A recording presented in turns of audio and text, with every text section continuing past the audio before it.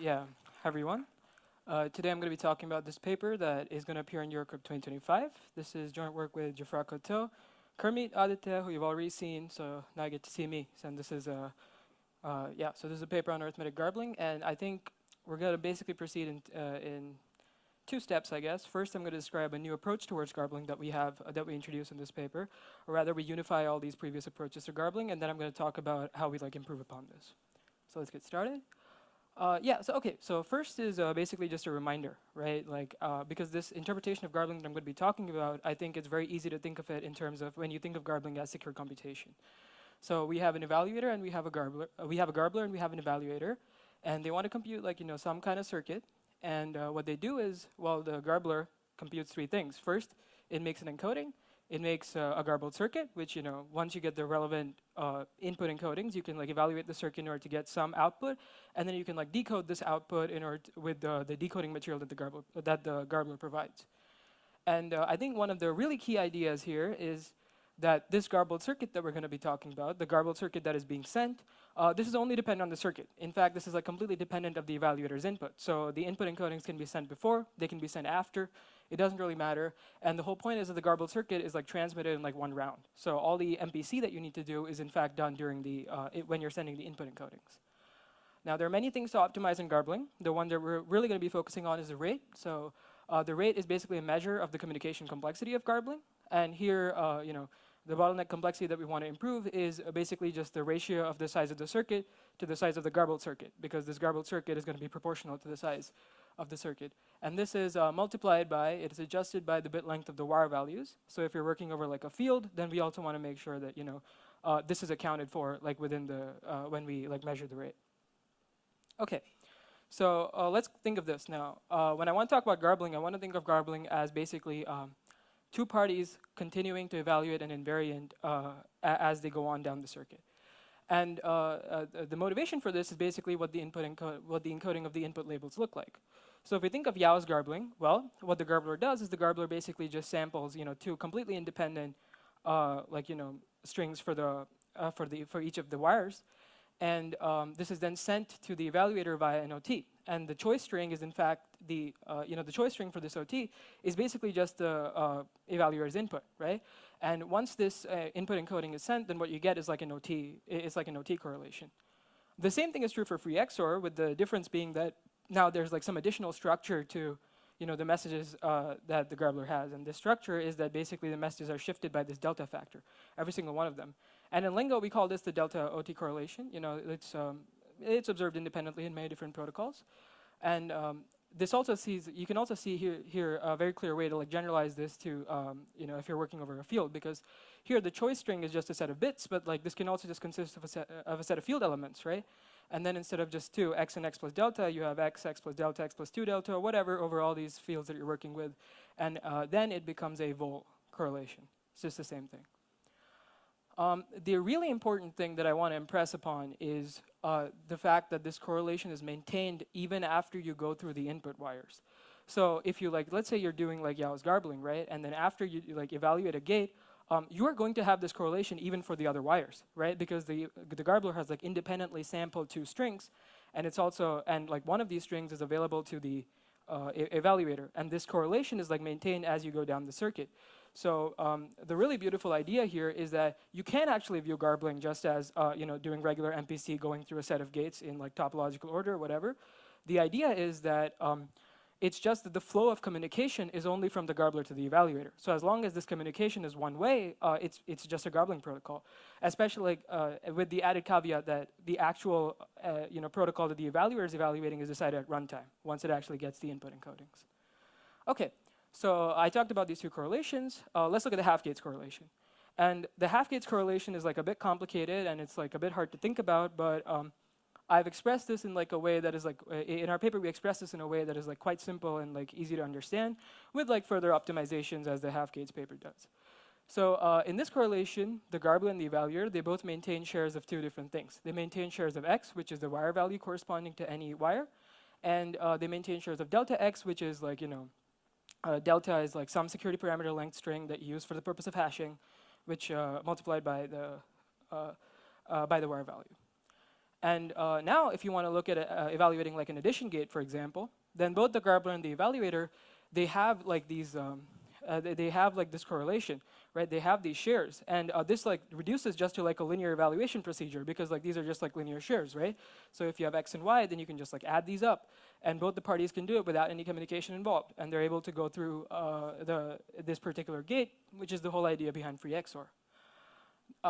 However, this like gets a bit more complicated when you think of like a multiplication gate or in the Boolean setting an AND gate, right?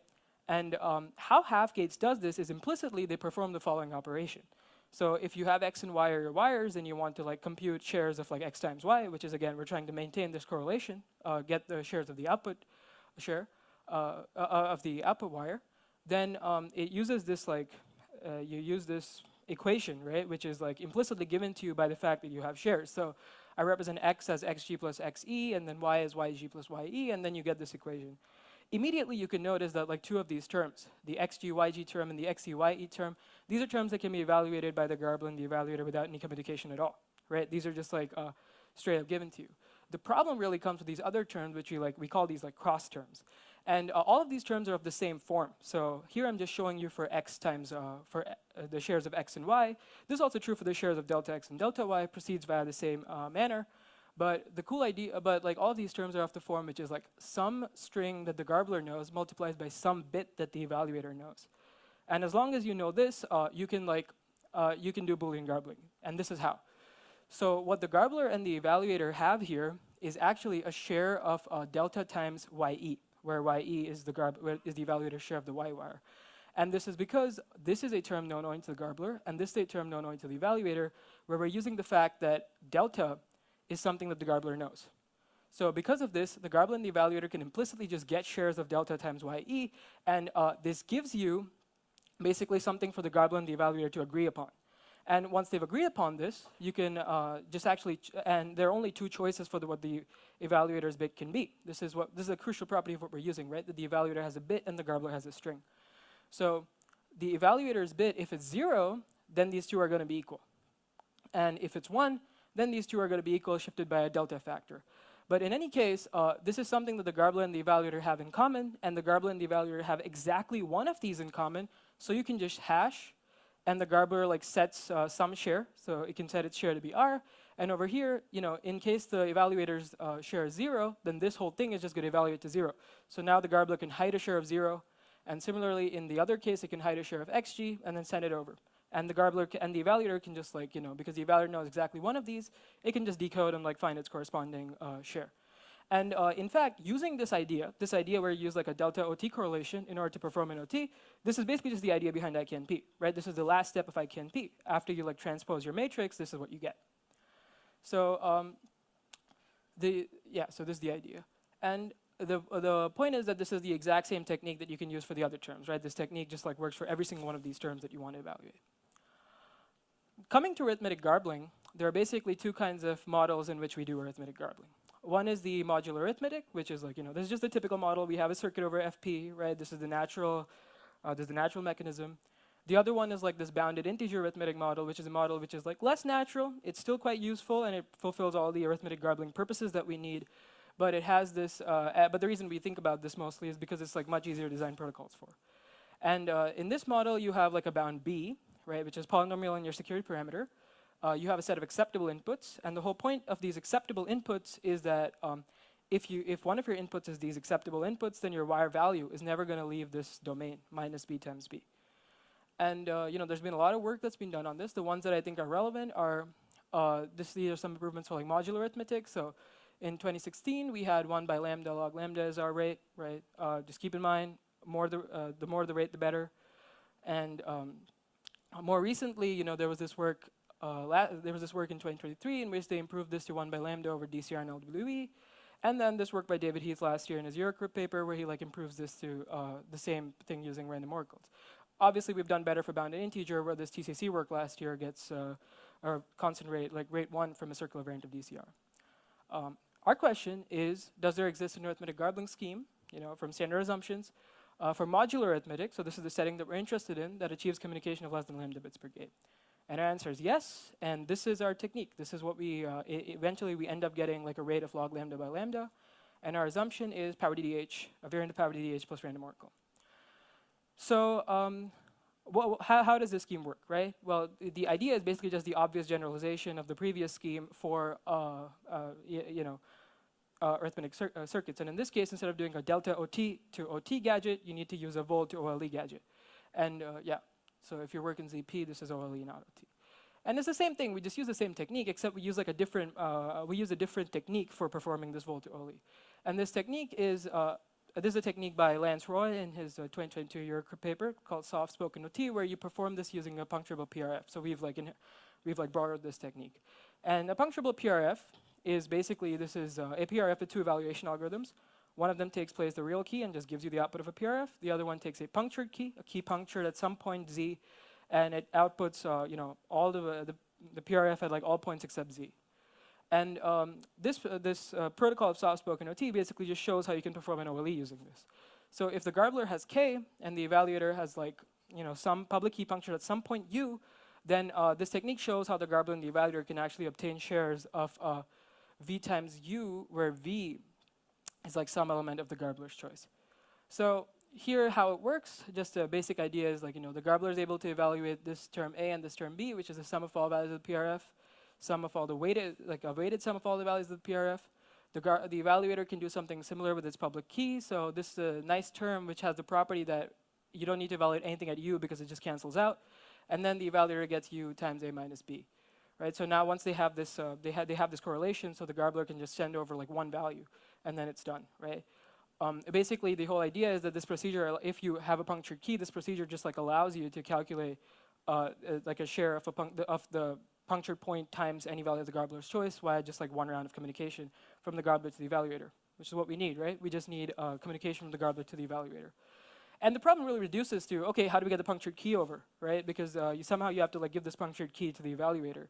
And the way that this, one technique you can use it is you can use like a typical technique. You can use like a Dorner-Shalat style technique in order to transfer the PPRF key. But this doesn't actually lead to efficiency gains for various reasons in our setting. What we really need is a way that requires absolutely no communication in order to like get this key over. And the way we do this is we construct a new PPRF. So this new PPRF that we construct is basically, it uses this like a variant of this power DDH assumption. Your parameters are like H and like some term alpha, you have all H to all these powers of alpha except 0. And the assumption is it's hard to tell it apart. So this assumption is like pretty standard, holds in the GGM, right? It's not a known variant of power DDH, but like, again, it holds in the GGM, so we have reason to believe that this is pretty solid. And our PPRF is like, the basic idea in our PPRF really is that the PRF evaluated at K is H to the alpha X times K, where K is your key. And the punctured point is like of the form alpha times Z to the K, where Z is the punctured point. So like it's all this like alpha term multiplied by K is what you really need to keep in mind when you're like thinking of this. Now our PPRF has this really, really beautiful property, which if parties have shares of like this term delta times U, then they can puncture at U for free. They don't need any communication to do this at all, right? This is a very cool feature of our PPRF. It's of independent interest. Like, there are many applications where this can hold. We just use this for garbling. So in this setting, if you have, so what the garbler does is it sets alpha to be G to the delta, where delta is like, it's a garbling parameter, right? It's the free XOR parameter. And, using this, the evaluator and the garbler can like very simply just like set K to be this, to be some G times its share of delta U, whereas the evaluator can like get a punctured key just by raising G to its share of delta U. And like notice, this requires absolutely no communication at all because like delta U is just an invariant, right? The actual shares of delta U that you hold. So it's possible to get a key puncture at this without like any communication at all. And so naturally this motivates a garbling protocol. And the garbling protocol is as follows. So the garbler sets this delta term, it sets this alpha term, sets the public parameters, and for each input wire, the parties like hold these shares, right? These are the shares we were talking about. Now there's a modulus difference here. The first share is via mod B, which is the actual field over which we're performing the arithmetic garbling. The other is over P minus 1, where P is like a large prime that we're using for its security properties, right? We're using this because we require security parameter length security. So keep in mind that there are like two different moduluses here. For addition gates, the parties can simply add their shares remotely, does not cause a problem. And then for multiplication gates, the parties simply like run this protocol that I showed you, this like volt to OLE conversion protocol of like soft-spoken OT, and they get the modified PPRF, and then like after this they can just perform this. It's the same technique that I showed you previously, except there is one catch, which is that the moduluses cause a lot of problems, and I think the heart of our idea is like pretty much over. This is like some technical things that we had to like work through when we were like performing this. So the problem is that we're working through these different moduli, and they don't really like match up with each other, right? So for examples, at some point we need shares of this, but we only end up getting shares of this. We fix this using another very cool property of the soft-spoken OT procedure, which is that, okay, it allows you to get a puncture, it allows you to compute like, some vol, but it also allows you to compute the vol of like some function of the punctured point. We use this, and the function we use is modular reduction. We have another problem here, which like comes up in technicalities. It's another modulus mismatch problem. And then, we work through it, and it induces some leakage, but we're able to like fix through it. This is all technical. The main idea is the same as the previous one. Now, the security of the assumption is something that now is called into question, because alpha and delta are your two parameters. These are like your two keys, right? And it looks like alpha and delta, like they have like some variant of circular security here, because alpha is g to the delta, and like delta, is the free XOR term. So it leads to some amount of like circular. It really leads to a new circular security assumption, but we're able to like get through it. We like adopt a leveled approach. Again, this is all technicalities, and we're able to like work through this. So this extends to well, immediately since we get the scheme, right? Like we get this for like polynomial size moduli. It extends to like smooth large size moduli of our CRT. And apart from this, the per gate communication, it amortizes to log lambda by lambda, because we're able to send a log lambda length parameter like using only lambda bits of communication. Okay, so before I leave you, here's some future work and some open problems in this space, because now that we have this cool new way to garble, let's see what we can do with it. And the first immediate question is, well, you did it for arithmetic circuits. Can we extend this to the Boolean setting? Yes, this is a paper we put on ePrint recently. We were able to get like a similar improvement for Boolean circuits using the same assumption, similar techniques. But there are like many other problems that are left in this sphere. For example, efficiency, right? We're evaluating the whole domain of a PRF, and evaluating any point in the PRF requires group exponentiations, right? There's a lot of group exponentiations. Can we decrease this? Can we make this like more concretely efficient? We have it from like this variant of power DDH, which is again, it's a reasonable assumption, but like really, we don't have it from standard DDH or DCR or LWE. Are we able to obtain these same things? And finally, okay, we get this like rate. Can we make it even better, right? Can we get 1 by log lambda? Can we get constant rate? Is it possible to get constant rate using these assumptions that like make like almost black box use of cryptography? Yeah, so this is something to think about. And with that, I would like to thank you all for attending this talk.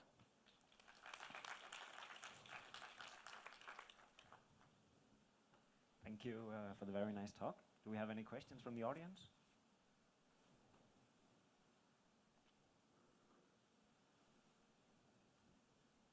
Oh, yeah, we have one now.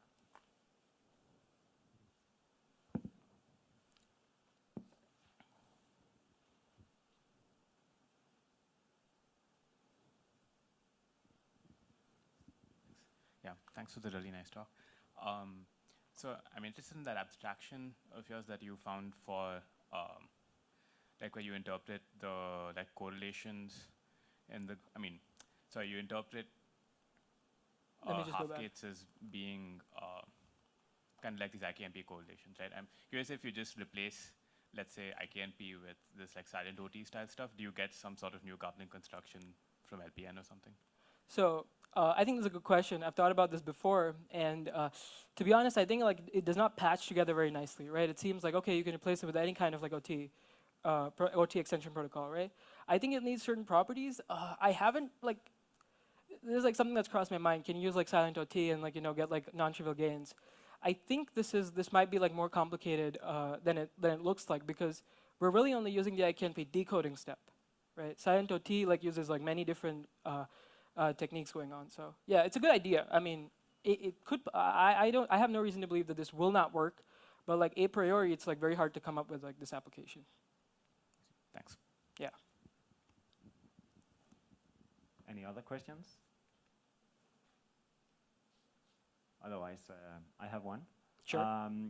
You mentioned you have some pulley overhead in relation to the amount of exponentiations you do. Do you have any idea how efficient this scheme in the shape it is now would be in practice compared to the other arithmetic coupling schemes? Well, it would. So I think compared to, let me go to my table. Definitely not as efficient as this. Almost certainly not as efficient as this, but I think it will be more efficient than the others, right? So in terms of like rate competitiveness, we're probably the best. But like really, the computation bottleneck here is going to be like so bad because these are like random oracle schemes, right? And we use like 1 billion group exponentiations. So, however, certainly we're not doing like very like complicated things like these guys use like HSS and so on, right? So it's going to be more efficient than these like bounded integer techniques, but I do not think it's going to be as efficient as like any of these, as like just the random oracle modular garbling techniques. Yeah. Okay, thank you. But yeah, as you say, it's very interesting work you've done, and I think it's a very interesting question for future work because construction is super cool. Thank you. Yeah.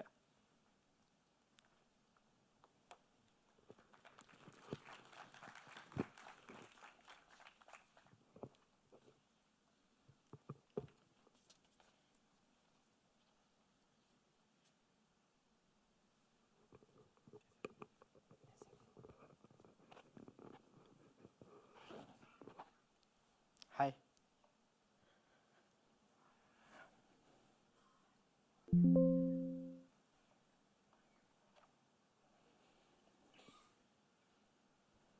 All right. Let's welcome the next speaker of this session, Rishabh Badaruria. He'll be talking about private laconic oblivious transfer with pre-processing. Laconic cryptography with pre-processing. Oh, right. Yeah. Okay, the title has changed. Sorry. Yeah. I was looking at the title from here. Okay, laconic cryptography with pre-processing. Yeah. So, yeah, thank you. Hi, everyone. I'm Rishabh, and I'm going to talk about laconic cryptography with pre-processing. And this work entails, exploring the laconic cryptography in pre-processing, which is apparently obvious from the title. So let's get into it. Oops. So yeah, this is a TPMPC conference, so I'm sure you guys must have seen this slide again and again, but let's just skim through it.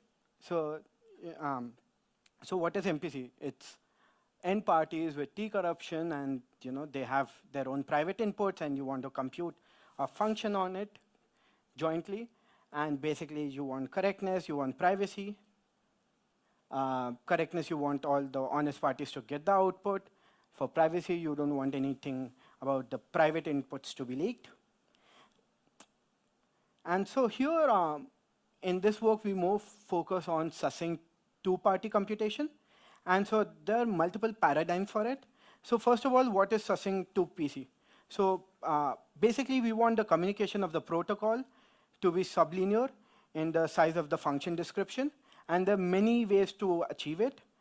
One is fully homomorphic encryption, laconic function evaluation, homomorphic secret sharing. And they have multiple different trade-offs between each other. So let's start with fully homomorphic encryption. Basically, you have a server, you have a client, and the client sends an encrypted version of her input to the server. And now using FHE, basically the server can compute the circuit or the function on its input and as well as the client's input, and basically obliviously get the output of the function. And again, like this protocol is communication efficient, where the communication is based on the size of the inputs and outputs and not the function. And it's just 2 rounds, so it's round efficient. And again, the heavy computation is done by the server, who is the non-output party. And so laconic cryptography acts as a dual problem from an FHE standpoint, wherein you kind of reverse the roles, wherein the server is getting the output. And now, basically, you want so now you want the communication to be limited and not be based on like size of the input. And so now you want your first message as well as the overall communication to be sublinear or independent of the input size, because the server has like a big input. So yeah, and again, like the heavy computation is still on the server, but here the server is the output party. So it acts like a dual variant of FHE. And so there have been a lot of previous works in laconic protocols. The first one was laconic oblivious transfer, which was presented by Cho et al. In 2017. And basically, it's kind of the standard OT with a laconic twist on it. And there, basically, the server has a big database. And now you want to like get the message based on like one of the entries of the database, wherein the index is chosen by the client. And laconic function evaluation is kind of like a generalization of laconic OT, wherein instead of just getting the OT messages, you want like a generalized function. And this was presented by Kwok et al. In 2018. And the other two, laconic conditional disclosure of secrets and laconic private set intersection, are basically just laconic versions of the primitive. And basically here in laconic, we want the communication to be independent or sublinear in the big input size, which is held by the server. And you also want the rounds to be as less as possible, optimally too. So here in this work, we initiate a study of laconic crypto in the pre-processing model. And here we introduce a new laconic primitive, which is private laconic vector OLE. And using this private laconic vector OLE, we construct new laconic constructions in the pre-processing model, namely laconic PSI and RAM LFE. So RAM LFE is laconic function evaluation for RAM programs. And so now, basically, we are inspired. Our model is actually inspired by a two-server offline-online peer paper, which where you basically have they have like a two-server model where one is an offline server and one is an online server. And both of them have the database, but they do not interact with each other, or they cannot collude with each other. And you have a client. So now here, in this PIR model, which is just for completeness, PIR is private information retrieval. So like in this model, basically the offline server will send a correlation to the client. And now the client and online servers will interact with each other, and the client will get the database entry on the queried index. And now here you have two phases, offline and online. And here, again, standard correctness and privacy you have, where you want the output to be correct and the index shouldn't be leaked. And basically, we kind of model our work based on like our pre-processing work based on this offline-online model, wherein in both cases you have two servers and you get correlations. But the difference is, first of all, here in the PIR model you have two messages, whereas in laconic you have just one message.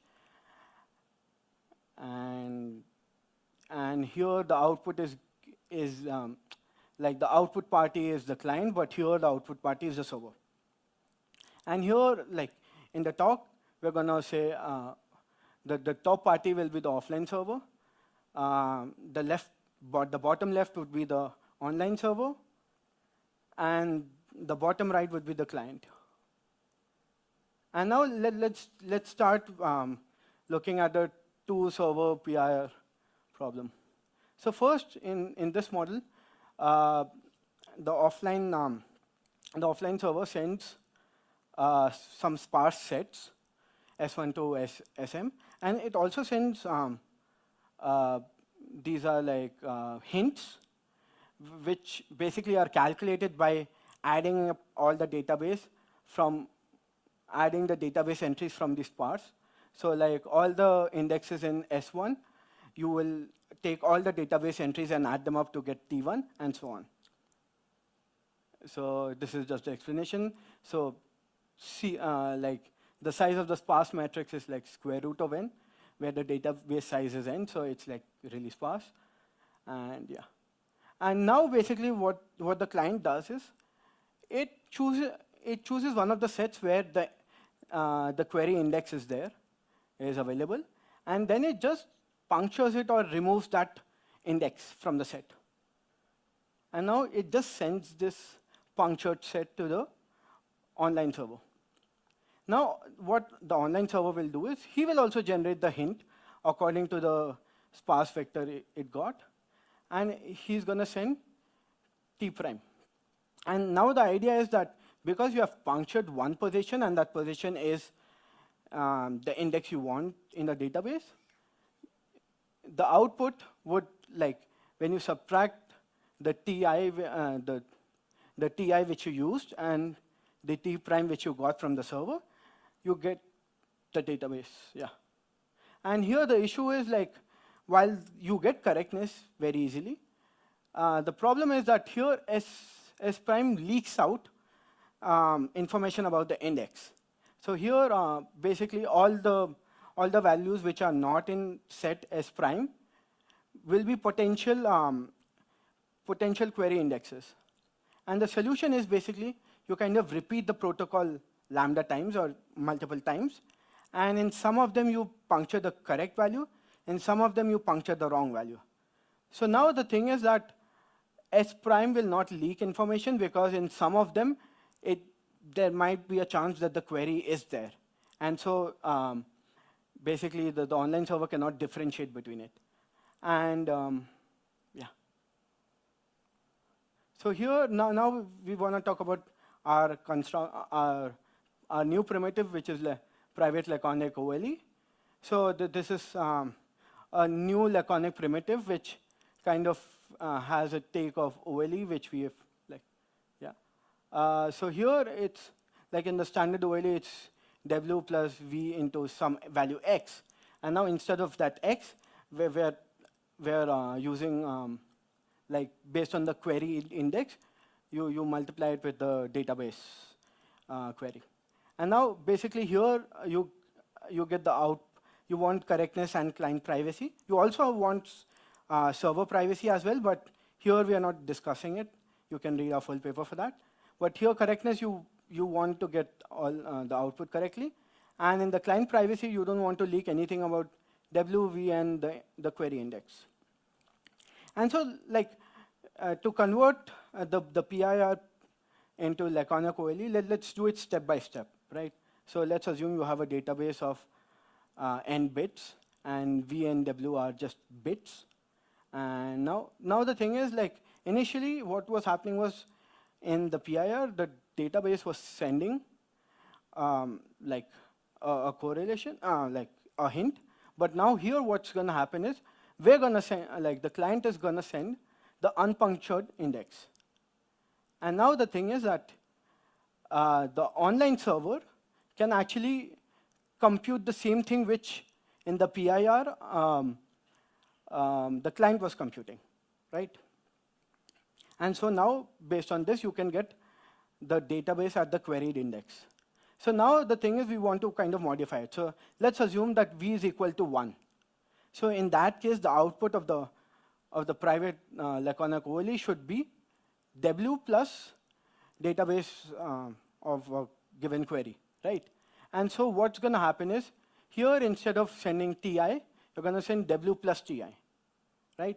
So this is going to work for when V is equal to 1. What about when V is equal to 0? So when V is equal to 0, what's going to happen is that the output that the server should get should be just W, because V is equal to 0, right?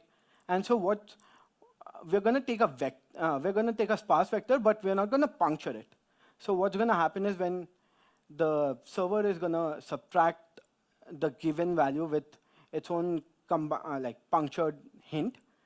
It's going to cancel out, and the only thing left is going to be W. Now, the problem here is that, first of all, the privacy solution of Corrigan-Gibbs-Kogan 20 doesn't work, which was the PIR result. And the reason why it doesn't work is because in the previous solution, the party who was getting the output was the client. And so because the client was putting the errors, she knows the positions of the errors, and she can just ignore those outputs. But here, the server doesn't have any way to know which of the runs, like which of the lambda runs were wrong and which of the lambda runs were right. And so it cannot correct itself, like those, right? And the second thing is that here, where like the way we are generating the output is based on V. If V is equal to 1, we're generating it in one way.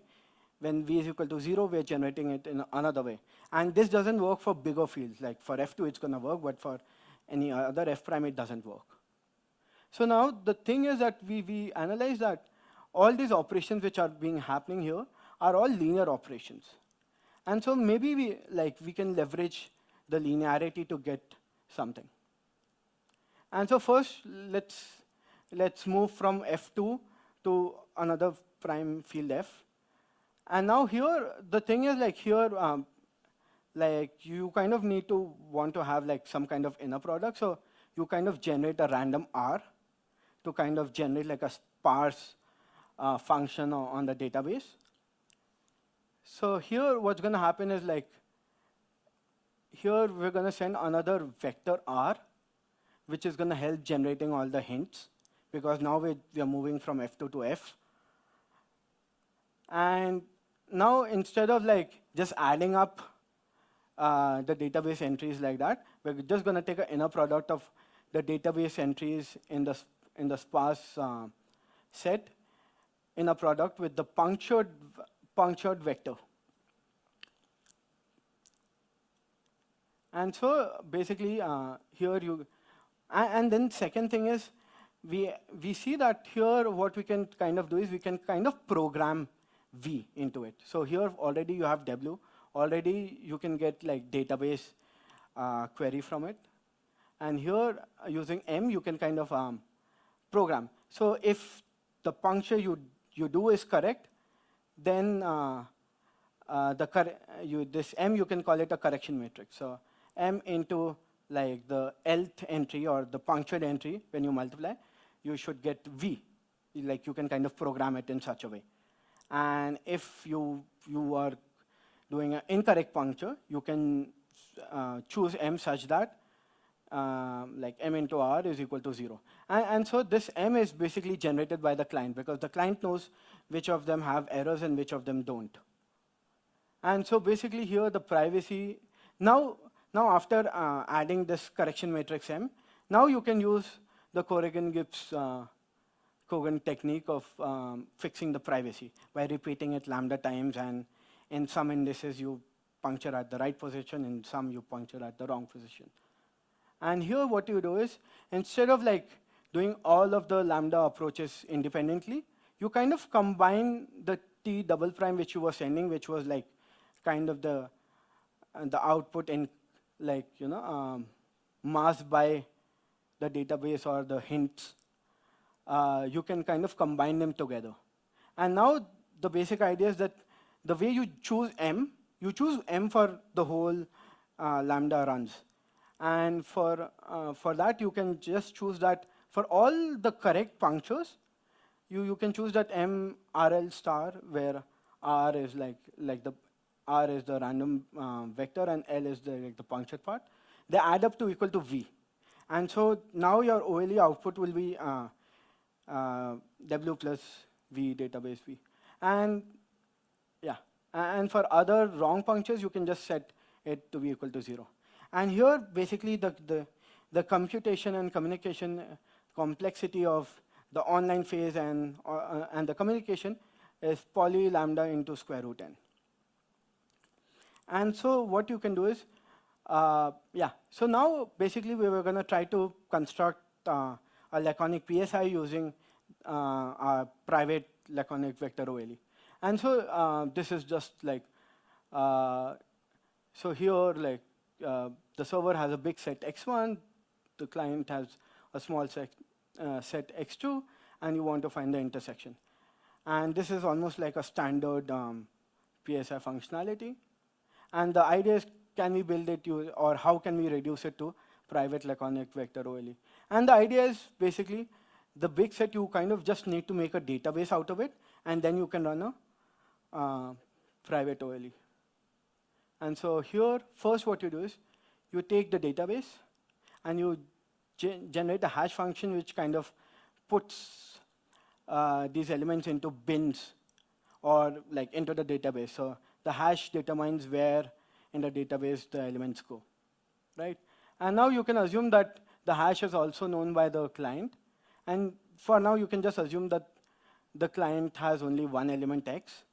So now you can just use this private OLE, private Laconic OLE, where you set w to be r plus 1x, you set v to be minus r, and you set the index to be h of x. And the idea is that if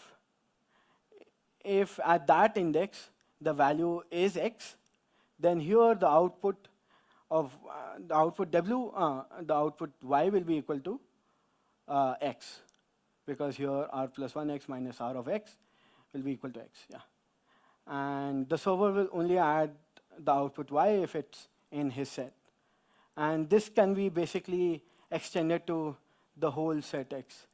And here the main issue here is that you get security, but there is a violation of correctness, and that holds when if there is a collision. So for example, if x is mapped to this position x, and if it gets a collision and gets kicked out, then here the protocol will fail. And so to fix that, we kind of repeat this protocol lambda times with different hashes, in hopes that at least in one of the databases, the element x is placed.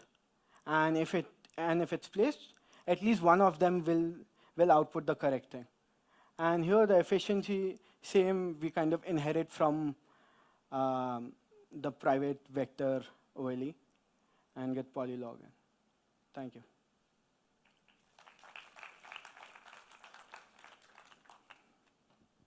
Thank you for the talk. Are there any questions?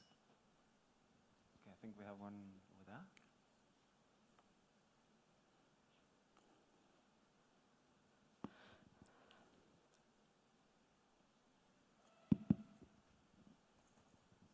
Hi, thank you for the talk. A question on this PSI construction you had on the last slide. Yeah. So where you repeat the protocol lambda times with different hash functions, Yeah. but couldn't you use like cuckoo hashing for the database representation and then just repeat it 2-3 times with different hash functions of x? Yeah, definitely we can do that as well. Okay, thank you. Are there any other questions?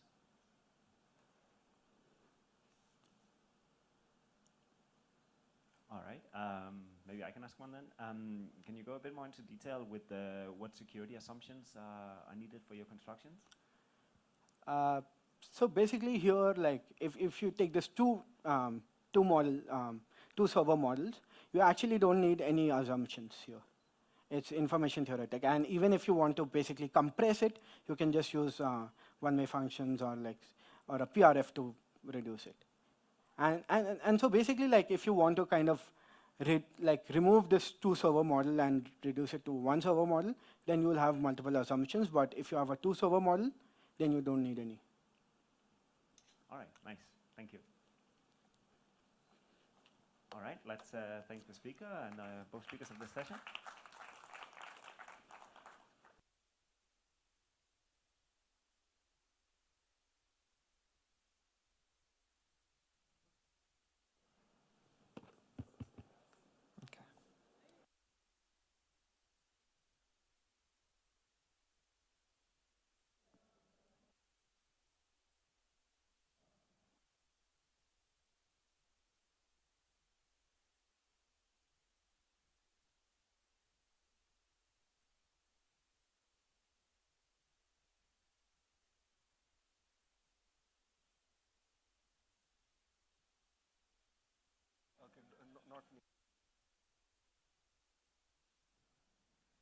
So hello everyone, welcome to the last session of TPMPC 2025.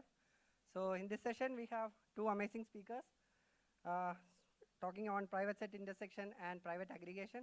So the first talk is Laconic PSI on authenticated inputs and applications by Guru Vamshi, and the stage is yours. Thanks.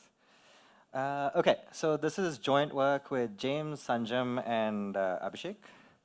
Okay, so what is PSI? There's two parties. They have two sets, and they engage in an interactive protocol, at the end of which one of them is going to learn the intersection.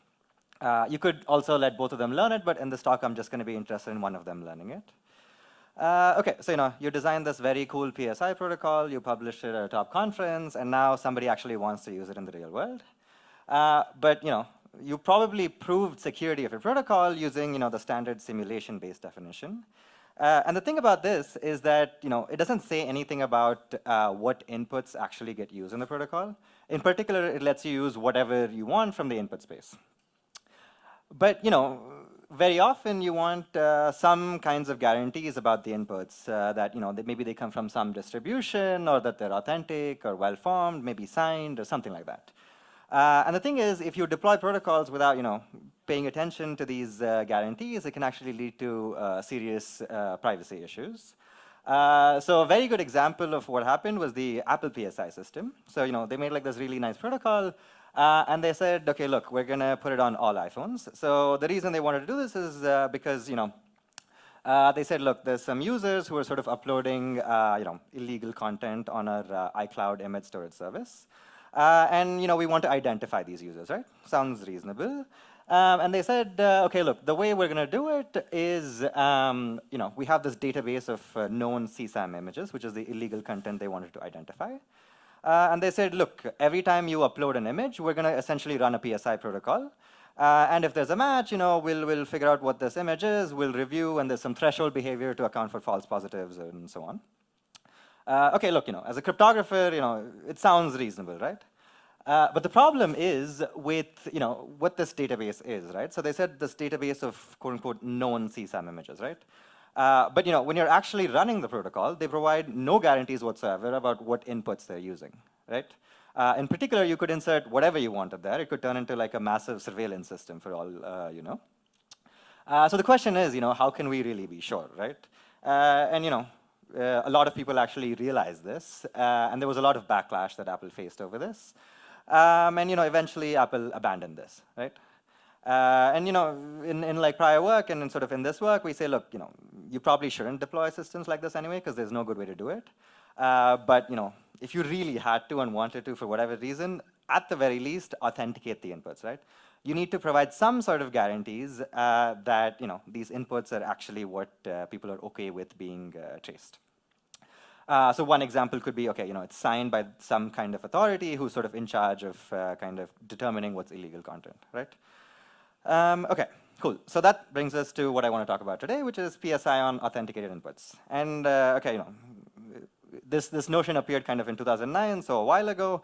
And essentially, the additional guarantee is that X and Y should satisfy some kind of predicate. I want to quickly mention this notion of laconic PSI, and it's basically PSI, but with some additional efficiency properties, right? And this is very useful when one party has like a very large input and the other party has a very small input. So it's going to be a two-round protocol, and you typically want this first-round message to be reusable. So you could have multiple senders, and they could send their message, and you could do the PSI. Importantly, you don't want the receiver's message, which is this first message, to grow with the size of the input. You want it to be succinct, ideally constant-sized. Okay. So you also don't want the sender's work and their message size to grow with Y or anything. You kind of only want it to depend on their side of the input, right? And you also want X and Y to satisfy some predicate because we're in this authenticated input version. All right, so, but this is kind of what we want intuitively, but to actually define it, it actually becomes very subtle. And if you really want to build nice and efficient protocols, we actually had to tweak the definition, and I'll talk about that in just a second. Okay, so let's try to define security of authenticated PSI, right? So this is PSI. They have inputs X and D, and one party just learns X intersection D, right? Very simple. So like I said, I want to allow for like multiple senders, essentially. Can you guys still hear me? Okay, cool. And you could send these inputs in like various rounds, and there's multiple parties involved. Cool. I'll actually be interested, oh, sorry, cool. So we're in this notion of authenticated PSI. So let's try to define this, right? So let's say there's an environment, and it samples some sort of signature verification key. So let's say this by authentication, I mean just signatures for simplicity. Okay, so what could happen, right? So the receiver is going to send over the database D along with signatures, and you want to check that all of these signatures verify, and if not, you're going to output bottom. And then the sender sends them over, and if there's like an intersection, you'll just send over what that item is. Okay, cool. So I'll actually be interested in like this extension of authenticated PSI, what I'm going to call labeled authenticated PSI, because I also want to send some associated data along with this intersection. So those are the M1 and M2. So if there's an intersection, you just send over both X and M. Very simple. Okay. Now let's say you try to build a two-round protocol for this, right? So it's this protocol. So the sender's message, the receiver's message is going to depend on D and sigma, and the sender's message is going to depend on these tuples xi and mi. Okay. And now let's say you're trying to prove security of this, right? So the simulator, at least from the receiver side, is going to have to extract both the signatures and this database, right? And now recall that we were trying to build this laconic protocol. So this message, so this receiver's message is actually very succinct. And we really tried hard to kind of design something efficient here, but it seemed to require expensive zero-knowledge proofs. We couldn't really avoid this, right? And of course, if you had a ZK proof, you could just run the extractor and get these signatures. So if this is kind of the definition you use, it seems kind of difficult to avoid zero-knowledge proofs. So can we tweak this definition somehow to get even more efficient protocols, right? Ideally, I want fully black box and concretely efficient that you would want to deploy. Okay, so this is sort of the ideal functionality that we were working with before. So now what I'm going to do is tweak it just so that it remains just as useful, but somehow I'm going to be able to design a better protocol for this, right? Okay, so the first round message, I'm not going to actually ask for signatures. I'm just going to ask for the database D. So the ideal functionality is going to record this D, and then the inputs come in. You're going to record the sender's inputs as well. And later, I'm going to say, OK, send me the signature for whatever items you actually want to carry out the intersection for, right? So what you're going to do is check that X is in D. So this D that you recorded previously, I'm going to just check that this X still stays there. So you can't change your input after the fact. And then I'm going to say, OK, do you have a signature on this input X, right? So for all the applications that we want to build, this seems just as useful for us. But somehow, this is going to enable much more efficient protocols, right? And the key point to note here is that, OK, so first, these receiver's message is now going to only depend on D, so you don't really have to extract from there. And this X and sigma X, when you actually design the protocol, is going to only be used locally by the receiver, right? And of course, this complicates things. How do you actually extract if the adversary is just going to do something locally, right? So yeah, so these are sort of the differences. I'll come to how we actually extract. But yeah, so D is committed to first and then reused. The signatures come later. But one key point to note here is that I'm not actually going to be able to extract signatures on the entire database D. I'm only going to extract signatures for which the receiver actually asks for the intersection on. And that's sort of the key point here, right? So somewhere in the protocol, the adversary is going to be forced to use the signature in the queries that it makes. And somehow I'm going to be able to extract from there. OK. So what are our results? So we build non-element hiding laconic PSI on authenticated inputs. So non-element hiding just means I don't care about privacy for X, so the sender could just send it over in the clear. And you get the full-fledged element hiding laconic PSI as well. And we build this primitive called set pre-constrained group signatures. This was kind of defined in prior work. But you can just get this almost immediately from the first result. And this third result is kind of what we use to really build our applications. OK. So all our protocols are pairing-based. They're going to be black box, concretely efficient. And they're going to be proven secure with what I'm going to call, or what was defined as distinguisher-dependent simulation. This is weaker than standard simulation-based security in that it's not even going to sequentially compose. But if you don't care about that, you're just going to use it in a standalone setting, this is perfectly fine. All protocols are in the GGM, assuming a CRS. And we also get malicious security with pretty efficient transformations. OK. So where do we actually use these protocols, right? So the element hiding laconic PSI could just directly substitute the Apple PSI system to detect harmful content in private cloud storage. And you can also do this thing called watch lists in anonymous payment systems. So essentially, there could be like a list of sanctioned addresses. And you want to say, OK, when you interact with the sanctioned address, I learn all of the transaction data because I, as an auditor, have sanctioned these addresses. So think something like these coin mixer systems that were recently sanctioned, right? OK. And with non-element hiding PSI, you can detect harmful content in end-to-end encrypted messaging. And the reason we separate these two is because you can build an efficient version of the protocol for the non-element hiding version. OK, so let me quickly compare with sort of what's known in the space. And also, I want to mention there's like a lot of other authenticated PSI protocols, but I'm just comparing against the ones that actually are able to achieve the applications that we care about. So they're sort of incomparable definitions, the other works. OK, so let me just go over what the columns mean. So the first two are just the size of the receiver and sender messages. The third column is the time taken by the sender to compute their message. And the fourth column is kind of the time taken by the receiver to parse the sender's message and actually recover the message payload. OK, so ours is actually the first work to achieve constant-sized receiver message, so completely independent of the database size. And in the non-element hiding setting, you can also achieve constant time decryption. But in the element hiding, that shoots up to order D. And you might ask, OK, like, can we close that gap? And turns out such a primitive would imply doubly efficient PIR. And of course, we have this now. But a concretely efficient version of this primitive would imply concretely efficient, doubly efficient PIR, because this reduction is quite efficient as well. I don't know how to build it, but it would be cool. OK, so how do we actually build authenticated PSI, right? So let me just focus on the non-element hiding. It's a bit simpler as well. So the sender has input x, m, and the receiver has input this database D, and x and sigma, which is a signature on x, right? So what do we want, right? We want the guarantee that the receiver is going to learn the message m if and only if A, x is in the database, right, which is the sender's input, and the receiver knows the signature sigma on this item x, OK? And the sender is not going to learn any information. Cool. So this is kind of the relation that we kind of care about.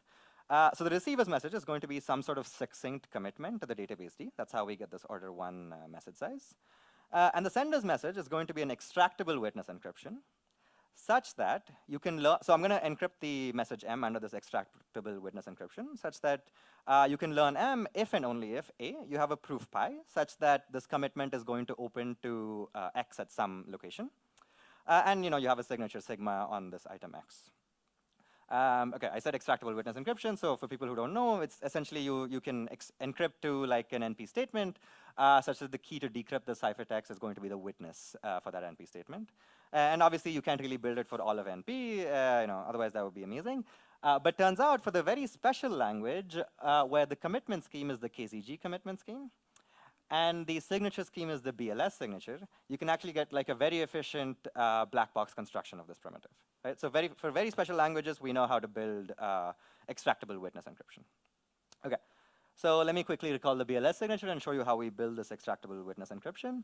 OK, so the public key is G to the SK. Signatures are just you hash the message and raise it to SK. And you just check the pairing priority equation to verify.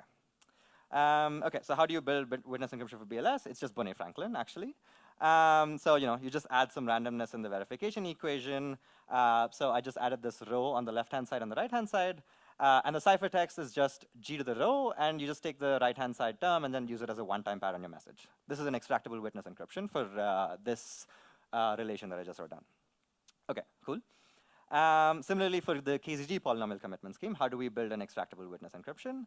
So let's recall what this is. There's like a powers of tau CRS to commit to a polynomial f of x.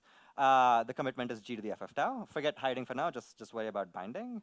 So to convince a verifier that this polynomial f that I committed to opens to y star at the point x star, I need to give a proof pi, which is G to the q of tau. So what is this q? It's essentially the quotient polynomial that you get when you divide f of x by x minus x star. OK. And the reason correctness and soundness sort of holds is because there's like a polynomial identity, and you just test that identity sort of using these exponent terms. OK, cool. And just like before, we're going to add some randomness in the verification equation on the left-hand side and the right-hand side. And turns out you can also build extractable witness encryption for this, right? OK, so how do we put it all together? So the receiver with input D is going to send a commitment to the following polynomial, f of x, where the roots of the polynomial are just the database, right? And you're going to pre-process all of the KZG openings. And the sender with input X and M is going to create the following witness encryption. He just additively secret shares his message, and the M is going to be in the target group. And then the first share, he's going to say, OK, I'm going to encrypt such that if you can open the commitment to the value 0 at the point X, then you can decrypt this share of the message. And kind of intuitively, if X was not in the database, F would not have value to 0, and so you would not be able to compute this opening proof. Similarly, with M1, you would just encrypt to knowledge of a signature sigma on X under this verification key. OK, cool.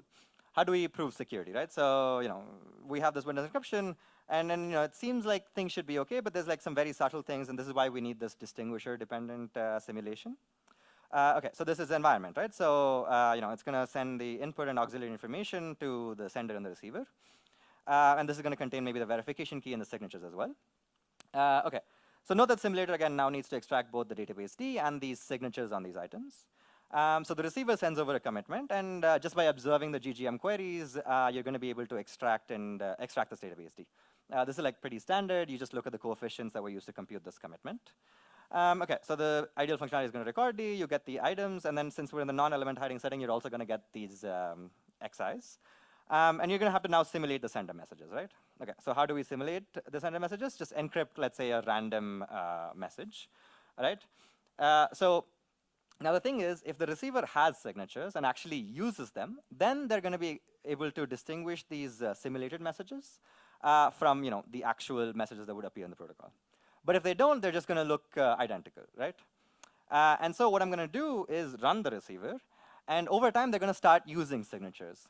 And essentially, as they start using signatures, I'm going to rely on the extractability of the witness encryption scheme to extract these signatures. And then I'm going to, once I see a signature, I'm going to go back, and then I'm going to send this signature to the ideal functionality. I'm going to get that actual payload, and then I'm going to be able to simulate it as in the real world. OK, but now there's sort of this issue, because the receiver might not even use the signatures, right? So the receiver might just do nothing with the signatures.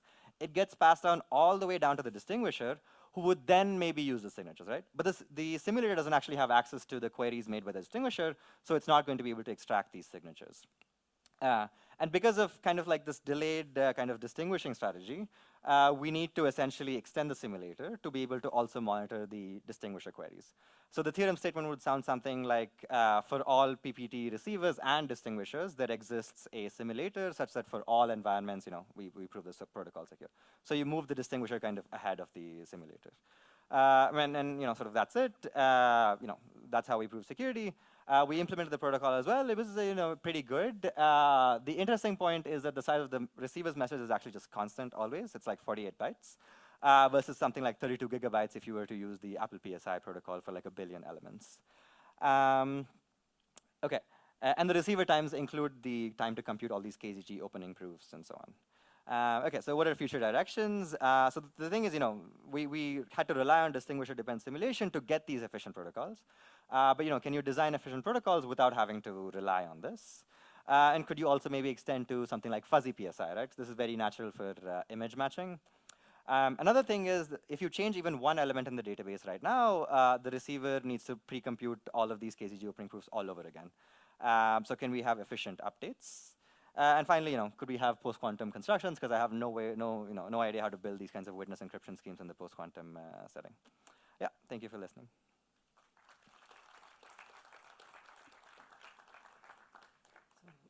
Thank you, Guru, for the cool talk. Now it's time for questions. I think maybe up ahead. Thanks for the talk. I was a bit surprised in the beginning that you started with a motivation where you said you should not do this, then immediately said, but this is how you can do it. Do you have a comment on that? I can design the cryptographic primitive, and I can also say don't use it in this application. Because I think, for example, the watch lists application makes perfect sense to me. You have sanction addresses. It's very clear who you kind of want to sanction. And I feel like that application makes sense to me where you lose privacy for transactions. But as a massive surveillance system, I also don't think you should do that, because there's also other issues that could crop up when you try to build a system around it. Again, as a cryptographer, I could always raise my hands and say, oh, this is not my problem. But I do, agree that this is kind of a moral concern that does show up when you design these systems. Nice talk. I have one question. Like, what is the size of the CRS? It depends on the database, right? Yeah, yeah. So it's going to be linear. You can make it square root in the database using like a standard trick if you're okay with blowing up the receiver's message size. And that's probably what you would want to use in practice for something like the watch list application. Okay, but for your implementation, you didn't? No, we didn't do that. We just did the constant sized one. Yeah. Thank you.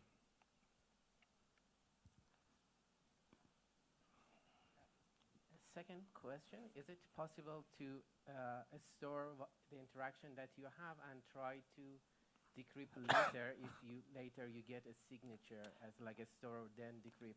Yeah, that's actually, we think is kind of a feature of the application because, you know, you might want to place things in, like, so, okay, so there is this thing where once you commit to the database, you can't change that.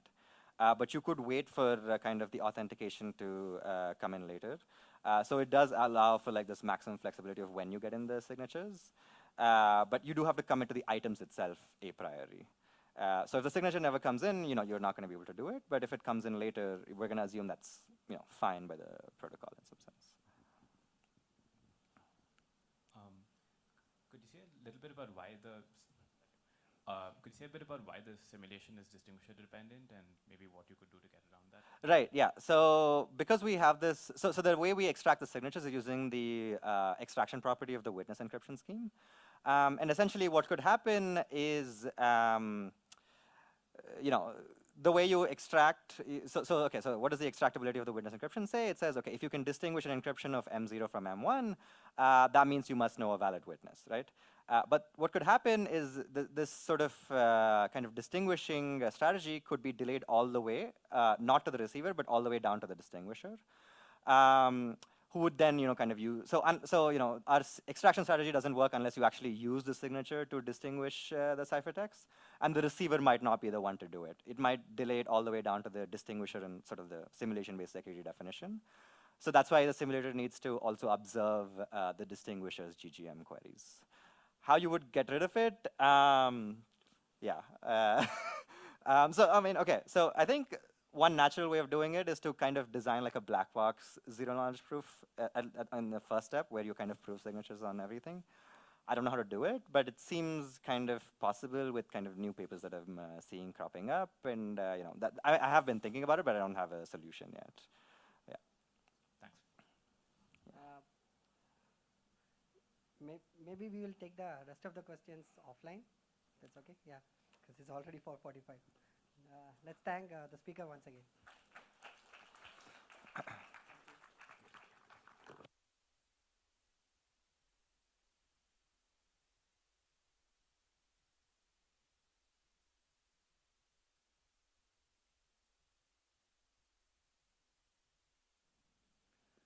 So our next speaker is Harish Karthikeyan, and he will be talking on OPA, one-shot private aggregation, with single client interaction and its applications to federated learning. Thanks for the introduction. So in the true Greek style, well, because my co-author is Greek, we all scream OPA so that people can wake up. So on 3, 2, 1, if you want to participate, no pressure. OPA! Well, I guess it's just me. Okay, so on that note, let me get started with this amazing work with Antigone. We are both at JP Morgan AI Research, and this is about federated learning. So let's start with federated learning. So there's going to be no MPC definition slide for the moment. So what is MPC? What is federated learning? It was a technique by which some people conceive that a group of user devices can collaboratively train a model that's coordinated by a central server. The idea being that individual parties' user database is never sent to the server. So how it happens is that the server begins by saying, this is the model, train with it. Each client runs it on its own data, computes some model updates, and communicates this model update eventually to the server. The server computes a function W prime of these individual weights, and then sends it back to the clients. So this is going to be an iterative process. And the heuristic under which it was proposed was that since the client's data never actually leaves the user device, therefore the server can't see it, and therefore it should be private. I know. And because I am presenting this talk, it was clear that, well, I stole the punchline, but it's fine, is that this was actually shown to be leaking information. So therefore, we need this idea of privacy-preserving federated learning to ensure that the clients are actually capable of sending the updates alone in an encrypted format. So this guarantees privacy because the server doesn't see W1, W2, or WN in plain text. But you still want the server to have the utility from it, which is to compute the new model weight. So you essentially have this idea of secure aggregation. Now, this has been extensively deployed in practice. There's a whole bunch of applications, including predictive text. So this is me just jumping around the slides, but bear with me. I mean, it's all the last slide. I'll let you go soon, so just bear with me. So what is our contribution? So our contribution is that in the clear, it is quite clear that the server says, client, please wake up, do what you're supposed to do, send me the updates, and then you can go back to sleep. Sort of what I'm expecting for folks to do in this audience. But then prior works that add on privacy, what really happens is that the clients have to be awake for multiple rounds, multiple sessions, which can be onerous because oftentimes these are bandwidth-constrained devices like the phone, and they can be like, I don't have the charge, so I'm just not going to participate. So the OPA is where we introduce this idea where we want to make sure that every client speaks once. So we have, in addition to the training clients who actually participate in the training process, a set of clients that's called the committee clients. And these committee clients help the aggregation move along, sort of avoid residual attacks. And we want to make sure that all of these clients speak exactly once, even in malicious security settings. And we present two different roadmaps to build OPA. And we also extend this to support malicious security with a bot, where if you have an honest server and it sort of detects a malicious client behavior, it says, OK, I'm going to call it quits. Let me start by sampling some new set of clients. And we also have extensive experiments because we want to make sure that this is practical. And then we have other contributions which are theoretical interest. Just look at this paper so that I don't need to go too much into it, and I'll let you leave in another 10, 15 minutes. So this is what we do. One-shot aggregation is what we built. And primarily, the two flavors are distinguished based on how the committee clients behave. Okay? Here, if you look at it, this L is the length of the vector. So the length of the model. And usually, as you go with larger and larger neural networks, this model can scale to millions and millions of parameters. So you want to make sure that the committee work is not dependent on L. But so for this purpose of this talk, I'm going to focus on the top post. But the bottom has some interesting tricks, might have some interesting use cases that doesn't necessarily apply to federated learning where you really have large L, but we just wanted to document it. So how do we build? The recipe that we follow is we need seed homomorphic PRG, we need pack secret sharing, and we also need leakage resilience. So I will explain everything in this slide in just a few slides. So this is what we do. So let's now compare with prior work. And I know it's a lot, but I mainly wanted to show that there is a long line of work since 2011 that sort of does this private aggregation in different settings. In the bottom, you have the secure aggregation, which is what is specifically designed for federated learning. And what you want from these properties is this notion of dynamic participation. Again, because a client can choose to not participate. Whereas this earlier work, which is called private stream aggregation, has a beautiful feature that client speaks once. But they need trusted dealer, and they don't really allow dynamic participation. So on the one hand, you have one client interaction, great, but doesn't have dynamic participation. On the other hand, some of these other works have multiple levels, multiple rounds of interaction, but does allow dynamic participation, and OPA sort of sits beautifully in the middle, even though I say so myself. So let's go to private aggregation for federated learning. So, OK, my animation got screwed, but that's fine. A common method that people have done in the past, how do I generate W prime? Just average it. Very naive approach, works like a charm for most cases. So this is called Fed averaging. ML community doesn't really take crafty, clever names to it, unlike cryptographers, so that's why they call it Fed averaging. And averaging obviously needs aggregation. So how do I bring in privacy-preserving federated learning or privacy-preserving federated averaging? You need to do private, also known as secure aggregation, where the server just learns the sum, and all the honest users' clients remain private. So how do we do it? Each client simply samples a mask. Here, W1 is the weight, X1 is the mask. So I sample it. And because I sample it at random, given the mask input, I can't invert it. Oh, by the way, I should have probably led with the disclaimer that this was originally designed for a more less crypto-savvy audience. So I've tried to make it accessible so I can discuss more of the technical stuff, but I'm going to put in more cryptography masala soon.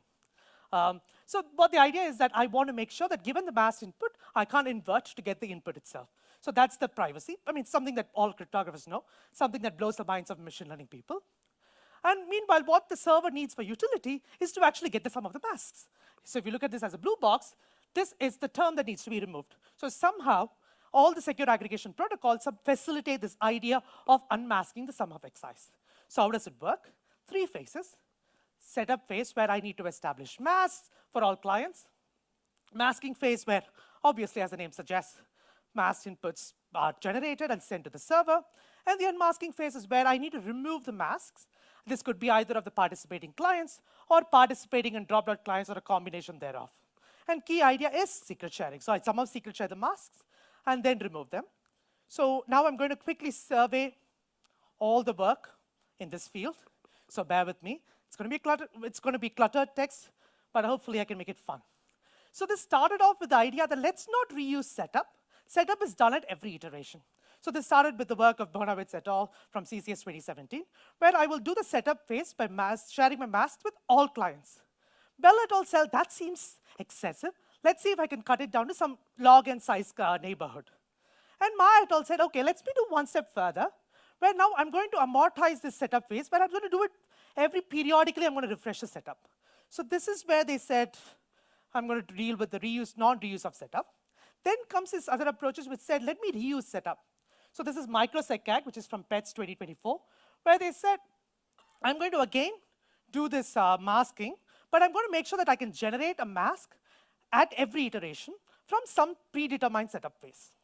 And Lee et al. Took it to the next extreme, where they said, every client speaks with a very large universe of committee, and this committee is tasked with the ability to reconstruct and unmask later on. Right? So we've gone from somewhere where I do this every time to do it. OK, never mind. And now I'm doing it only once. But now I've gotten to a point where I have to use a very large committee. And it's like really impractical. But then there's this concurrent work called Willow, where they again uses one-shot, so the committee-based protocol, and they get one-shot behavior. But the problem is that this committee is now stateful, and the committee has to talk multiple times. First during setup phase, and then during reconstruction. And because of the way they build it, they sort of fundamentally need these additional parties, known as verifiers, who essentially verify and sign off saying, hey, the server has actually behaved as it's supposed to behave. Right? And these verifiers could also be committee members, but there is this distinct delineation of parties. And sometimes what happens is that if a committee member doesn't participate, the server gets its secret key for free. So I need to somehow handle that case where I need to either re-share this setup phase for the next set of committees.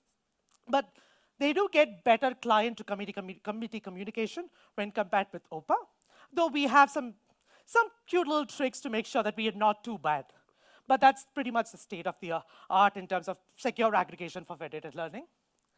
So let's look at private aggregation with single client interaction. So this is also known as private stream aggregation, where the idea was that somehow there is this trusted dealer generates masks such that the masks always sum up to 0. So what it means is that the output of this box is always going to be, this is going to be 0, it's going to be the sum of the inputs, which is exactly what the server wants. But the flip side is that it is obviously not dropout resilient. So now the question is, how do we make sure we get private, this is the mouthful, that's why the title, everything is meaningful, or that's what I hope, one-shot private aggregation with single client interaction with its applications to federated learning. And that's where we are. So what do? It is one-shot communication for clients. So we use secure channels. So assume that there is either an authenticated system or some kind of a PKI so that the client can securely communicate with the committee. The server role is simply to just forward information. So the server says, hey, you've been tasked with participating, do what you're supposed to do. And the client sends both information, so some mass input and some auxiliary information that's meant for the committee, which is appropriately encrypted. The server says, I'm just going to forward it to you. And then the committee member does some function of this auxiliary information, combines it, and sends it along to the server. In the semi-honest setting, it's quite clear that the committee also speaks once, because it just does what it's supposed to do, and it sends the information along. But in the malicious setting, until our work, the most common approach is what is happening in the malicious setting is that server can sort of forward different subsets of messages to different committee members. So you want all of the committee members to say, hey, these are the clients from whom I received the message, and they all send the signatures along. And then the server circulates the signature, and as long as enough signatures have been verified to create a good online set that can be reconstructed, then it participates. So now what is happening is that first it sends a signature, and then the second round we have to do with the reconstruction. So now what we have done is we have blown up the committee communication rounds, but at least with the signature approach, but in 2 slides or few slides, we show how to reduce it to 1, which is like without using the signature trick. So what is the cryptographic building blocks? I don't know what time we have. Oh, 7, okay, well, we'll see how we get on with it. So the first step is, again, use a mask. But recall that if I use a mask by one-time patch security, you really need the mask to be as big as the length of the input, which is clearly impractical because the committee members can't really handle that much communication. So we use what we use, which is a PRG, and use a seed. And then the seed is actually much, much smaller than the length of the vector. Okay? So therefore, we have reduced the communication somewhat. And the second step is to secret share the seed. So now we have made sure that the the client to committee communication is now independent of L. Third step, we need homomorphism. Fortunately, Shamir's secret sharing is additively homomorphic, but the problem is that the PRG has to be homomorphic. Specifically, it needs to be seed homomorphic PRG. And what does it mean? It's when g of x1 plus g of x2 is actually g of x1 plus x2. Right? So this is specifically the property we need, and I will show you how we instantiate it. So this is where it happens. So G is a seed homomorphic PRG. It sends the masked inputs, so W1, W2, W3 are the inputs. And the server presses the blue box, gets the sum added up, and this is what we get. Now we use a seed homomorphic PRG property. So replace the first 3 terms with G of the sum of the inputs, plus sum of the weights, right? And then here, even though it all does the forwarding, I think it looks better in animation if I just had them directly talk to the committee member. So therefore, now I simply secret share my XIs with the committee. And then the committee adds up its share and sends it along. The server can now reconstruct it. So the server can reconstruct it to get summation of XI. And this is exactly what it needs here. So it uses this, expands the PRG, and then removes this term to get the sum of the weights. Okay? Simple, clean protocol, but there is a caveat. What is the rub? The rub here is that the server learns the sum of the inputs. So you actually don't just need a seed homomorphic PRG, you need a flavor of leakage resilient seed homomorphic PRG, such that G of xj is pseudorandom even given this randomized leakage on xj. So that's the rub as Shakespeare says. So how do we instantiate seed homomorphic PRG? DDH-based constructions exist. But then if I were to use it actually, I need to do discrete log or bounded integer assumption. 5, OK, great. Yeah, so therefore, that doesn't really get us good flavor.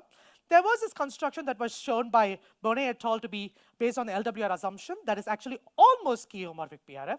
There is this error term. So we need to make sure that every time I encode or decode, I'm handling this error cleverly. And we also show that it's leakage resilient enough. We also build constructions from seed homomorphic PRG, so almost seed homomorphic PRG from the hint RLWE assumption, and again show it to be narrowly leakage resilient enough. We also build it from the class group, the CL framework, seed and subgroup membership, but it's actually not leakage resilient enough because the issue is that when the reconstruction happens, when the reconstruction happens over the integer space, and therefore you can't use the wrapping around property to show that it's leakage resilient. So that's like one liner. So how do we make it one shot for committee members? OK, let's do this. So malicious, what does a malicious server know? It knows the shares of every honest client that's held by a committee member, corrupted committee member. So let's assume that there are such corrupted members, and T is the reconstruction threshold. So and the server just forwards information, and when it does, it effectively commits to an online set Sj for each member J. So now let's see if it can actually get any meaningful information. So let's assume that Sj has been called upon, it's an honest committee member, and it receives a set, and it just adds the information and sends it along. But the point here is that if it actually wants to compromise an honest client, what it really needs is it needs to create two subsets of size t, each with at least t minus r distinct honest clients. Okay? So it needs to somehow identify honest clients to put in each subset so that it can actually reconstruct from all of this information that's received by the sent by the honest committee member. And this is impossible if there are not enough honest committee members. So if I guarantee that 2 times t minus r is actually greater than m minus r, and this is actually satisfied by r less than m third, and typically in secure aggregation protocol, we assume that 1/3 is the corruption threshold. 1/3 is the corruption plus dropout threshold that we can handle. So what happens now is that the committee members still behave honestly, but by making sure that the reconstruction and the corruption threshold there's a gap in it, you cannot break the privacy of honest clients. Now, obviously, this is a very, if you don't want to have a very large, because if I increase the reconstruction threshold, it also means that my committee size grows. So there is an inherent trade-off, but at least now the committee members still speak once. So they might be more open to being selected. Malicious security with a bot, how many minutes? Okay, this is going to be fun. Malicious security with a bot. So one of the most common ways in which clients misbehave is inconsistent secret sharing. What it means is that I have done the secret sharing, but I'm going to use one seed to mask, but I will send us different seed shares to the input, to the committee members. And you can use Feldman's VSS, but it sort of requires each committee member to do O of M. What we want to do is make sure that the server does every verification as much as possible, and with the committee member just doing something very, very little. And so what the client does is it uses zero-knowledge proofs, and because we use LWR and LW-based construction, we can instantiate it with lattice-based ZKPs. Okay, for now, this is a very theoretical result. This has not been instantiated. I don't have experiments for it. So my claim that I have extensive experiments was slightly with caveats attached. But anyway, the statement that we prove is that the seed shares are generated correctly, they're expanded correctly, and masked input is generated correctly. The server will verify the ZKP, and at this point, it has made sure that the commitment to shares it has received actually all lie on a Shamir polynomial. But then what it does is that it forwards the commitment and encrypted share to the committee. The committee member just decrypts, verifies if the share actually matches the commitment. And if not, it will complain. The server aborts on complaint. The one thing, and this obviously doesn't give you that great flavor because you're still leaving with the abort. We don't have full malicious security. And the point here is that you can add, and we have another work where we add proof of decryption, but then it ends up blowing up the committee communication round by 1 round. So we are still trying to bridge the gap. That's just a separate note. Okay. So one thing that I mentioned earlier is that if you have paid attention to me, I have a tendency to use the word basically. So what it means is that each person's texting predictive pattern is going to be different. So the assumption that IID distribution, I'm wrapping with this, the assumption that the IID distribution of data cannot hold. So therefore, Fed averaging is a terrible algorithm if you want to use it to learn predictive texting pattern.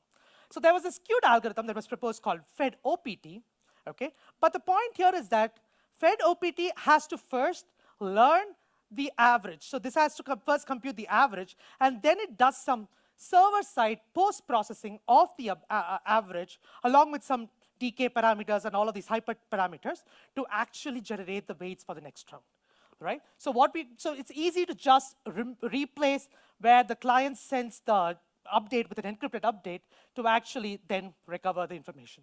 So what we can do is take OPA, plug it in, and we also now extend support for non-IID cases. Okay, this is a cute little graph. We have plenty of graphs because we spend a lot of time in putting up graphs. And this is where I will stop and I'll take questions. Thank you, Harish, for the energetic talk. Yeah, it's time for questions. Yes, starts from here. Hi, really nice talk. So one question I have is your homomorphic, seed homomorphic PRC, does it support arbitrarity out of n threshold? Yeah, or because it's only additive. No, it's we only use we just use Shamir secret sharing to do this, so it's additive secret sharing that happens. So it's like completely But we haven't investigated if it can hold for any other access threshold access structures. Right, because for LWE, I remember that there was some issue with Lagrange coefficient blowing up the noise. Oh, no, okay, sorry, 1 second. The point here is that the reconstruction happens not inside the PRG. So the reconstruction happens over the shares. It gets it, and then it expands it. So all I need to make sure is that, yeah, I don't need to do this, the removing the denominator trick. I don't need to do that. So it's slightly better, yeah. I see. Okay, thanks. Yeah. If there are no more questions, I have a couple because I work in this area. So first thing is like, what's the threat model in your system? You have servers, committee members, and clients. Yes, so the server can be semi-honest or malicious, and it can corrupt up to a T number of, or I don't know what I said variable, but some number of less than 1/3 corruption threshold. And what it means, and it will only aggregate the honest committee members only respond if the set of online clients is at least significantly large. So what we do is we hide the sum of the honest clients as a much larger set. So each of the entity can be corrupted maliciously. Yes. Right? So in that setting, like, how will your scheme extend to the case of model poisoning? Yeah, so we haven't dealt with model poisoning because, I mean, the thing is we do a lot of the ZKPs. Oh, let me just go one step. So the one interesting thing that we actually realized is this protocol called Byzantine Robust Stochastic Aggregation, which guarantees model convergence even if there are actually maliciously participating clients. So what the intuitive way of looking at it is that it sort of measures how different the client's model is actually from your own model. But then if you do this, then you also tolerate some amount of poisoning attacks because BRSA, all I need to do is to send zeros and ones. As far as I remember, like, you need some mechanisms to measure exactly what you mentioned. Like, yeah, so how much amount it deviates from the actual supposed models, right? No, so that is cosine similarity. That's next section. This is just zeros and ones. So it says, am I positive or negative? That's all it needs. So this was actually an observation made by this NeurIPS paper. I forget, Shao Wang is in it. So the idea is that all you need to do is just send a vectors of zeros and ones, which translates to -1 and 1. And if I'm able to prove that my input is just -1 or 1 or 0 or 1, that's all I need. And the rest of it can go behind the scenes. So, but we haven't added input validation. The other paper I mentioned, we do add input validation, like a la Acorn style, where we do this L2 norm and the L infinity norm and all of that jazz, but not in this paper. Yeah. So one last question before we wrap up the session. Like, how does this compare to the distributed aggregation setup, where instead of one single aggregator, we have multiple aggregators and do MPC computations? So we also have another slightly related work in the thing where we are trying to do this in multi-service. But the main thing is that we feel at least that the idea that I guess, well, in the multi-server setup, you assume this non-colluding assumption, at least in the two-server setting, which might be okay, which might not be okay. So that's why we do have that. But this is a different assumption. You are a TP-MPC, by the way. I know. That's why I didn't put the MPC, what is MPC slide. But I think the main thing is that we wanted to see how much communication is sent, because typically two-server solution is that you send the entire, secret share the entire data set. That's more or less, but else. Like one share and others can be PRG seeds, like you said. We actually don't spoil another paper. Is it another paper already? It's there. It's there from 2020. What paper? Sorry, I'm not. For instance, like SafeLearn is there, like which just uses two servers and like simply extends spread average to the two server setup. Oh, okay. Yeah. So. Yeah. Okay. So, but we have a slightly different take on it, but that's a separate thing. But yeah, we can take the rest of the questions offline. Yeah. Okay. I mean, I had a slide. I was originally supposed to put a slide of Dobby, you're free because that was the last session, but then I realized I was concluding remarks. So just imagine that I've given you all socks. So I'm the Oprah Winfrey of socks. That's it. So there is a question.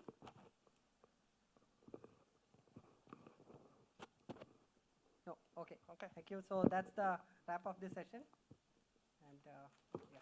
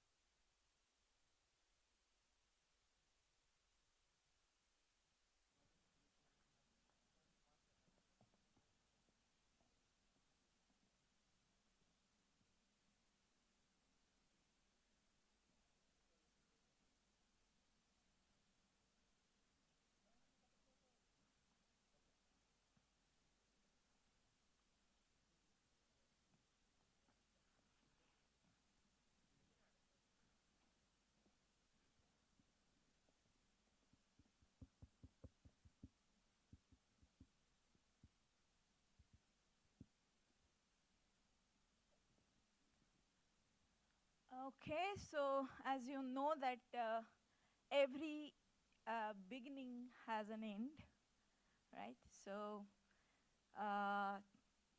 TPMPC 2025 has come to an end, but no worry, every end has a beginning. So we will have this event next year yet again. So this is the time to thank everybody who has contributed to this workshop in many different ways. We would like to thank the invited speakers for accepting our invitation and coming here and enlightening the audience with their work. Then of course to the contributed speakers who have updated us, filled us with the state-of-the-art works that they have done. And of course those who have participated in this event. And now actually I want to thank the real task force because of which this event has happened. I mean, you might be seeing me speaking most of the time, but what I am really doing is front-ending. The people who have done the back-ending, I now want to invite them on the stage, and you really need to see them. They are the smartest and the most hardworking bunch of people. I'm really thankful to them, so I'm just calling out their name. All of you, please come. Shravani, Shyam, Bhavish, Riddhiman, Raghavendra, Pavitra, and Banasri. All of you.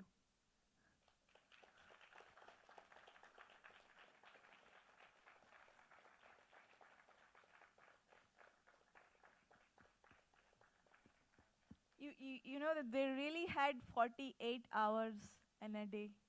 Even before oh, Siddharth, yes, of course, Siddharth.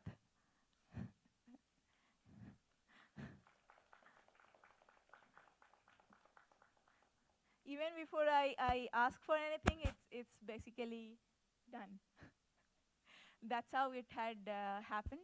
And I mean, it took enormous amount of time from our schedule, but you know, we are happy to serve the community. And I really wish TPMPC very best of luck, because over the years it has turned out to be, for me at least, it is the unmissable event.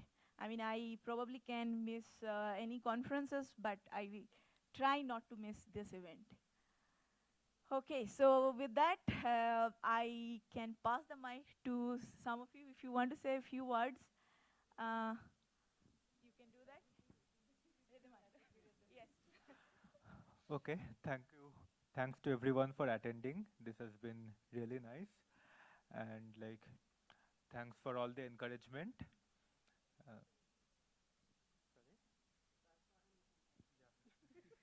Oh yeah, sure. No. This was a very nice experience trying to work with a lot of people, not just from India, but from all over the world almost, you know. It's been an amazing experience, and thanks to Professor Arpita for the opportunity given to us, as well as the responsibility put on us. I hope you know, it's been a useful experience for you, a learning experience for you, and we hope that you know it was all useful. Thank you very much. Yeah, and we would also like to thank some other like back-end heroes like Mr. Raju from the sound system, and Akshaynath and Sanjay from the technical side, and Mr. Haridasan for all the photographs that you have seen in all these days. Without them, it wouldn't have been possible at all. Yeah. I guess I just want to once again thank our sponsors, because of whom we could organize everything. I mean, the amazing food and the hospitality, and also supporting your travel, accommodation, and everything. And of course, again, I want to reiterate, the registration was free. So all these were possible because we got a huge amount of funding. Yeah, I guess with that, we can conclude. So thank you once again for participating. And Ivan, I hope we have treated TPMPC well.